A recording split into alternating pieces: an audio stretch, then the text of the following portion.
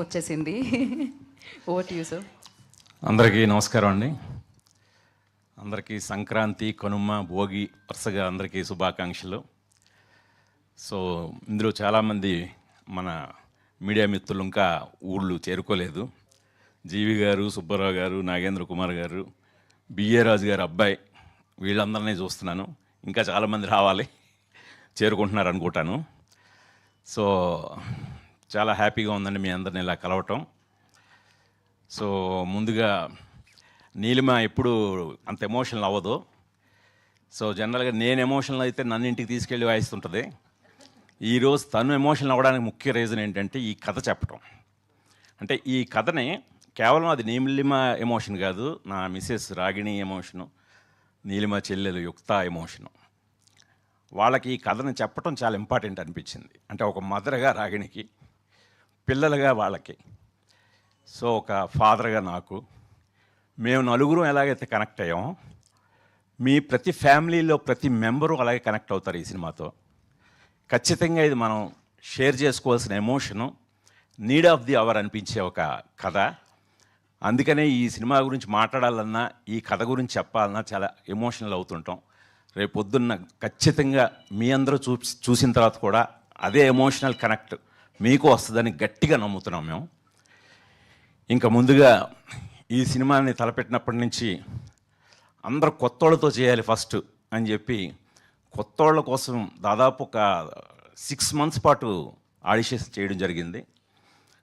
అంటే మామూలుగా జనరల్గా కొత్తోళ్ళు అంటే మనం ఏదో ఆల్రెడీ 1-2 సినిమాలు చేసిన వాళ్ళను అప్కమింగ్ వాళ్ళను కాకుండా రియల్ ఫ్రెష్ ఫేసెస్ కోసం చేసాం. చాలా పెద్ద ఆరండి.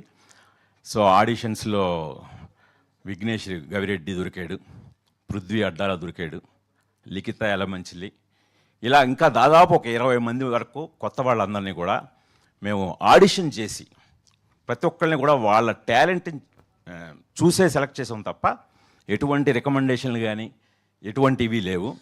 సో పొద్దున్న ఆడియన్స్ మీ అందరూ కూడా మీలో తమను చూసుకోవచ్చు.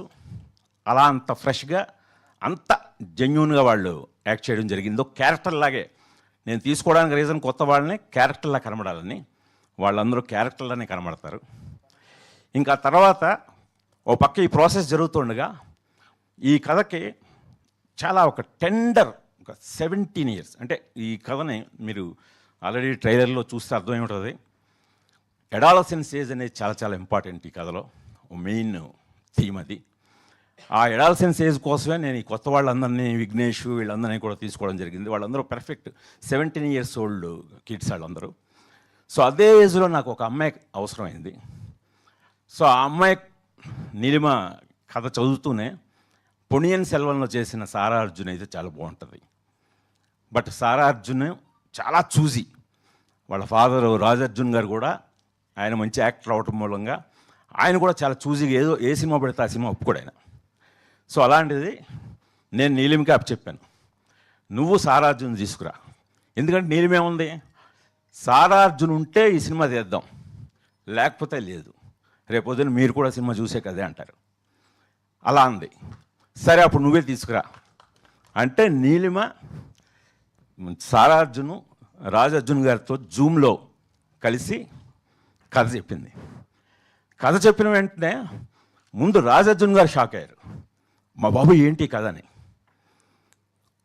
ఈ అమ్మాయిని 17 ఏళ్ళ వయసు సారా అర్జున్ అంత మెచ్యూర్డ్గా ఆలోచిస్తుందని ఈవెన్ నీలిమ కూడా అనుకోలేదు. ఆవిడ వెంటనే ఇదే మాట, నీడ్ ఆఫ్ ది అవర్ నాన్న, ఈ సినిమా ఇమ్మీడియట్గా చేయాలి, ఇప్పుడు చెప్పాలి. ఈ రోజున సొసైటీలో కాంటెంపరీ ఇష్యూస్ అమ్మాయిలందరూ ఫేస్ చేస్తున్న ఒక మూమెంట్స్, ఈ మూమెంట్స్ని ఖచ్చితంగా కథగా చెప్పాలి, ఇది నేను చేస్తున్నాను నాన్న అని తను వాళ్ళ నాన్నకి డెసిషన్ చెప్పి కన్విన్స్ చేసింది. సో అలాంటి ఒక మెచ్యూరిటీ అంత చిన్న ఏజ్లో ఆ అమ్మాయి పేరెంటింగ్ కానీ ఆ అమ్మాయి స్కూలింగ్ కానీ అంత డీసెంట్గా ఉన్నాయనిపించింది. అప్పుడు ఓకే అని ప్రాజెక్ట్ మొదలెట్టాం. ఇప్పుడు వింధ్యా వేములపల్లి దీనికి ఒక బ్యాక్ బోన్ ఈ సబ్జెక్ట్కి. ఎవరు ఎవరు ఎవరు చాలా ఆల్టర్నేటివ్లు అనుకుని అందరినీ కాంటాక్ట్ చేస్తున్నాం, ఎవరు దొరకట్లేదు. సో అప్పుడు మళ్ళీ యుక్త నీలిమ ఇద్దరు భూమిక గారు ఏంటన్నారు. నేను భూమిక నేనైతే ఫస్ట్ వద్దన్నాను. ఎందుకంటే భూమికని మదరగా చూడడం నాకు ఇష్టం లేదు. భూమిక అంటే నా స్వప్న. సో ఆ అమ్మాయిని మదరేంటి టీనేజర్స్కి, అది ఒక 17 ఏళ్ల కుర్రాడికి అని నేను డైజెస్ట్ చేసుకోలేకపోయాను. లేదు నాన్న, మనకు యంగ్ మదర్ కావాలి. సో కరెక్ట్గా ఆవిడైతే బాగుంటారు. జనరల్గా మనం హీరోయిన్స్ని అడగడానికి సంశయిస్తాం. నేను కూడా చాలా డౌట్ పడ్డాను, అసలు నన్ను కొడతాదేమో అమ్మాయి, నేను ఇలా మదర్ క్యారెక్టర్ అనేసరికి భయం వేసి అడిగాను. సో భూమిక ఇలాగా చాలా మంచి రోల్. అంటే ఖచ్చితంగా నేను ఒకటి చెప్తున్నాను, ఒక్కడిలో స్వప్న అనే క్యారెక్టర్ తోటి నువ్వెంతటి రెస్పెక్ట్, ఎంతటి అప్లాజ్ గెయిన్ చేసావో దానికి రెట్టింపు ఈ సినిమాతో గెయిన్ చేస్తావు, అదైతే చెప్పగలను నేను. అలాగే నీ పెర్ఫార్మెన్స్కి కూడా విపరీతమైన స్కోప్ ఉంది. పెర్ఫార్మెన్స్ ఓరియంటెడ్ అంటే స్క్రిప్ట్ పంపమంది, ఫుల్ స్క్రిప్ట్ పంపించాను అమ్మాయికి. ఫుల్ స్క్రిప్ట్ డీటెయిల్గా చదివి ఐఎమ్ డూయింగ్ ఇట్ అన్నది. అది హ్యాట్స్ ఆఫ్ ఆ అమ్మాయికి. ఎందుకంటే ఈ రోజుల్లో ఒక టీనేజ్ అంత యంగ్, భూమికనే అమ్మాయి యంగ్. సో ఇప్పటికీ ఒక్కళ్ళు ఎలా ఉందో అప్పటికీ అలాగే ఉంది. ఏమైనా మార్పు చూసారా మీరు? సో అలాంటి అమ్మాయి ఒక 17 years సన్నకి మదరగా ఒప్పుకుంది. హ్యాట్స్ ఆఫ్ భూమిక. నిజంగా నీలాంటి యాక్టర్స్ కేవలం గ్లామర్ అని చెప్పి మేము ఇదే చేస్తాం, వాళ్ళు 50 years 60 years అయినా మేము కిడ్స్ 5-6 years కిడ్స్కి మదర్గా అయితే చేస్తాం తప్పితే టీనేజర్స్కి చేయమనే రోజులు ఇవి. వాటన్నింటినీ బ్రేక్ చేసావు. నువ్వు అది బ్రేక్ చేసినందుకు రేపు పొద్దున ఆడియన్స్ కూడా ఖచ్చితంగా అప్రిషియేట్ చేస్తారు, అది నేను చెప్తున్నాను. సో అలాగా ఇంకా భూమిక్ గారు ఆన్బర్డ్ వచ్చారు. సో తర్వాత గౌతమ్ వాసుదేవ్ మీనన్. సో ఆయనకు ఒక చాలా జెంటిల్, ఒక డైరెక్టర్గానే ఆయనకు ఒక మంచి ఒక ఇమేజ్ ఉంది, యూత్లో మంచి ఫాలోయింగ్ ఉంది. సో నాకు అంటే ఒక కమిషనర్ క్యారెక్టరు, ఏదో ప్రీచీగా ఉండే క్యారెక్టర్ కాదు అది. చాలా వెరీ జోవియల్గా మీరు చూసే ఉంటారు అంతకుముందు టీజర్లో నాటిల్లోనూ. ఒక చాలా న్యాచురల్గా రియలిస్టిక్గా జోవియల్గా ఉండే ఒక ఆఫీసర్లకు కావాలి. సో కరెక్ట్గా ఆయన కూడా కథ విని ఆయన నేను చేస్తానని చెప్పి ఆయన ముందుకు రావటం. సో గౌతమ్ వాసుదేవ్ మేనన్ గారు కూడా ఇందులో ఒక ఇంపార్టెంట్ కీ రోల్ ఆయన ప్లే చేశారు. ఇంకా టెక్నీషియన్స్ విషయానికి వస్తే, నా స్క్రిప్ట్ చదివి మ్యూజిక్ డైరెక్టర్ పంపించాను కాలభైరవ్కి. స్క్రిప్ట్ చదివి ఫస్ట్ ఫోన్ నాకు కాలభైరవ్ గారి దగ్గర నుంచి రాలేదు, కీరవాణి గారి దగ్గర నుంచి వచ్చింది. వచ్చి గుణగారు మీరేమనుకోకపోతే దొంగచాటుగా మీ స్క్రిప్ట్ చదివేసాను అన్నారు ఆయన. సో నేను షాక్ అయ్యాను, ఏంటి సార్, అదే మా వాడిని మ్యూజిక్ డైరెక్టర్ అనుకుంటూ మీరు స్క్రిప్ట్ పంపించారు, అది టేబుల్ మీద ఉంది. నాకు గుణశేఖర్ అనేసరికి కొద్దిగా క్యూరియస్ అనిపించింది. ఆ క్యూరియాసిటీ తోటి నేను చదివేశాను. ఇక నా మొట్టమొదటి సినిమా లాఠీ సినిమాకి మ్యూజిక్ డైరెక్టర్ కీరవాణి గారు. సో ఆయన చదివేసి వెంటనే నేను మీ ఇంటికి వస్తున్నాను, లేదు మీరు మా ఇంటికి వస్తారా అని, దాదాపు ఉదయం ఎర్లీ మార్నింగ్ ఒక 7-8 ఆ టైం అనమాట. ఆయన సార్ భలేవాడు సార్, నేనే వచ్చేస్తానని చెప్పి ఆయన దగ్గరికి వెళ్తే ఇదే మాట అన్నారు, నీడ్ ఆఫ్ ది అవర్. మనం మన పిల్లల గురించి, మన పిల్లలు మన పేరెంట్స్ గురించి ఎలాంటి సందర్భాలు ఎదుర్కొంటున్నామో అప్పుడు ఇది తీయాల్సిన అవర్ అండి, అర్జెంటుగా ఈ సినిమా తీయండి, చాలా చాలా బాగుంది అని వాళ్ళ అబ్బాయిని పిలిచి కూర్చోబెట్టి, గుణశేఖర్ అంటే ఎవరో అని ఆయన పరంగా నన్ను పరిచయం చేసి ఒళ్ళు దగ్గర పెట్టుకొని చేయి ఈ సినిమా అని కొడుక్కి ఒక హెచ్చరించారు. దాని ఫలితమే ఈ రోజున కాలభైరవ అద్భుతమైన పాటలు, ఇంకా 2 పాటలు రిలీజ్ చేయాలి. అలాగే బ్యాక్గ్రౌండ్ స్కోర్ రేపు పొద్దున సినిమా చూసిన తర్వాత కాలభైరవ బ్యాక్గ్రౌండ్ స్కోర్ గురించి మాట్లాడుకుంటారు.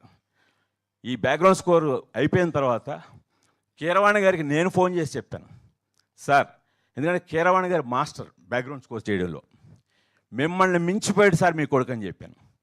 ఆయన అంత హ్యాపీ అవ్వలేదు. సో అలాగా ప్రవీణ్ కే పోతన్ ఫోటోగ్రఫీ కొత్తగా ఉండాలని, ఒక కొత్తతను ఇంట్రొడ్యూస్ చేయాలని చెప్పి పిఎస్ వినోద్ గారి దగ్గర, రత్నవేలు గారి దగ్గర పనిచేసిన ప్రవీణ్ కే పోతన్ అనే అతన్ని సినిమాటోగ్రాఫర్గా పరిచయం చేశాను. ఇంకా ప్రవీణ్ ఎడిటరు. ఇలా ప్రతి టెక్నీషియను ఈ సినిమాకి అందరూ కథ వినే, అరే ఈ కథ భలే ఉందండి, ఎందుకంటే బట్ కథ చదువుతున్నారు అందరూ.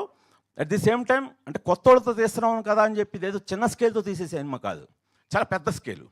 అందుకని వాళ్ళందరూ కూడా చాలా బాధ్యతాయుతంగా పనిచేశారండి. అందుకనే ఈ రోజున ఖచ్చితంగా నేను చెప్తున్నాను, ఈ జనవరి చాలా నవ్వులతో స్టార్ట్ అయింది. అన్ని సినిమాలు బాగున్నాయి, చాలా హెల్దీ వాతావరణంతో మొదలైంది 2026. ఈ నవ్వుల నుంచి హ్యాపీగా అలా నవ్వుకుంటూ ఫిబ్రవరి ఫస్ట్ వీక్లో ఒక్కసారి ఒక చిన్న బ్రేక్ యూఫోరియాతోటి మన ఫ్యామిలీల గురించి ఆలోచించే, మన గురించి మనం ఆలోచించుకునే, మన పిల్లల గురించి మనం ఆలోచించుకునే సమయం వచ్చిందని ఫిబ్రవరి 6న విడుదలవుతున్న యూఫోరియా చూడండి. తప్పకుండా మీరు నన్ను ఆశీర్వదిస్తారని ఆశిస్తున్నాను. థ్యాంక్ యూ గుణశేఖర్ గారు, థ్యాంక్ యూ సో మచ్. నేను అందరినీ అడిగాను, so I have to ask you also. మీ యూఫోరియా మూమెంట్ అంటే ఏం చెప్తారు? వీ హ్యావ్ లైక్ మీ సినిమాలు చూసినప్పుడు చాలా యూఫోరియా మూమెంట్స్ ఉన్నాయి ఫర్ యూ, బట్ ఎస్పెషల్లీ ఈ సినిమాకి సంబంధించి. నా యూఫోరిక్ మూమెంట్ అంటే ఈ యూఫోరియా సినిమా డబుల్ పాజిటివ్ చూసిన తర్వాత నా ముగ్గురు ఆడాళ్ళు, రాగిణి, యుక్త, నీలిమ, వాళ్ళు చాలా తృప్తిగా చాలా మంచి సినిమా తీసావు నాన్న అని చెప్పి వాళ్ళు చెప్పడమే నా యూఫోరిక్ మూమెంట్. డెఫినెట్లీ. ఫస్ట్ ఇంట గెలిచి రచ్చ గెలవాలంటారు, ఆల్రెడీ ఇంట్లో గెలిచేశారు.